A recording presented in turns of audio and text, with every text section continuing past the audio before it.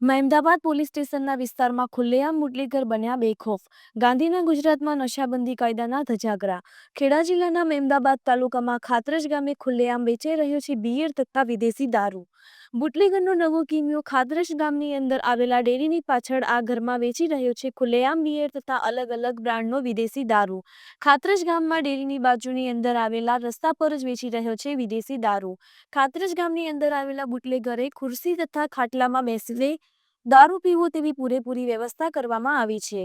Mehmedabad police સ્ટેશનની હદમાં વેચાઈ રહ્યો છે ખુલ્લેઆમ વિદેશી દારૂ. આ બુટલેગરોને કોઈનો ડર નથી કે પછી પોલીસના ઉચ્ચ અધિકારી અથવા તો રાજકીય નેતાના છુપા આશીર્વાદ મેળવેલ છે કે કેમ? બુટલેગર કોની પરવાનગીથી ખુલ્લેઆમ વેચી રહ્યો છે વિદેશી દારૂ? હપ્તા વસૂલીમાં પહેલાથી ખાખી બદનામ છે અને ફરી એકવાર વિદેશી દારૂના ખુલ્લેઆમ વેચાણ થતા થઈ બદનામ. બુટલેગર કોના આશીર્વાદથી જમાવી રહ્યો છે રોફ? રાજકારણથી કે પોલીસ અધિકારીની રહેમ નજરથી?